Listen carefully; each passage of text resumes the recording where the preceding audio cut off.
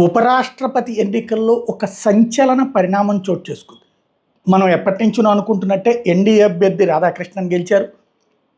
అదే సందర్భంలో ఐఎన్డీఏ కూటమి అభ్యర్థి అయినటువంటి సుదర్శన్ రెడ్డి ఓటమి పాలు అయ్యారు.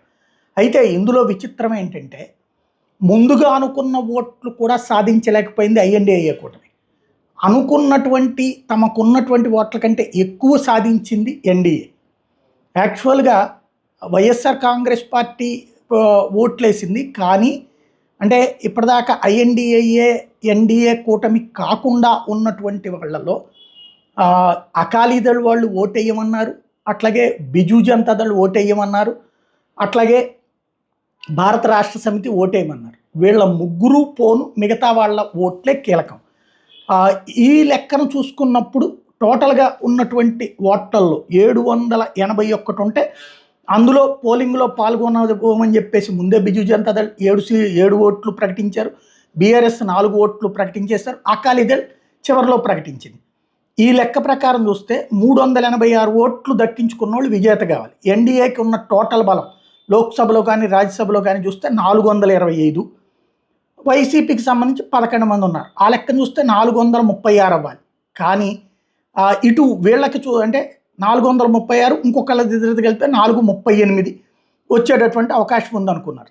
ఇటు సుదర్శన్ రెడ్డికి వచ్చేటప్పటికి 314 మంది ఎంపీల మద్దతు ఉంది. ఏది ఐఎన్డీఏ కూటమి భాగస్వామి పక్షాలన్నీ కలిపి. ఆ లెక్కను చూసుకున్నప్పుడు 314 రావాల్సి ఉంటే ఆయనకి 300 ఓట్లే వచ్చినాయి.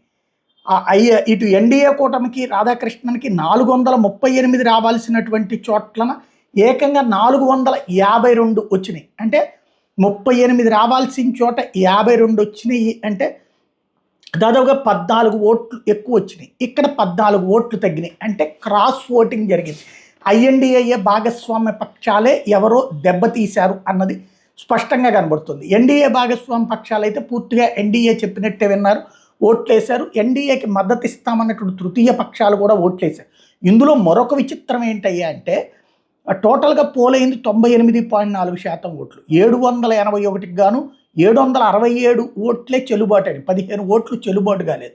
ఆ లెక్కను చూసుకుంటే ఇంకా తగ్గాలి. బట్ 752 ఎన్డీఏకి రావడం ఏంటి అన్నటువంటిది ఇక్కడ, ఇది 452 ఎన్డీఏకి రావటం అన్నటువంటిది 300 ఇటు పక్కన ఐఎన్డీఏకి రావడం అన్నటువంటిది. ఇందులో ఏదో దొంగ ఓట్లు వేసుకోవడానికో ఈవీఎంలు వేసుకోవడానికో ఏమీ లేదు.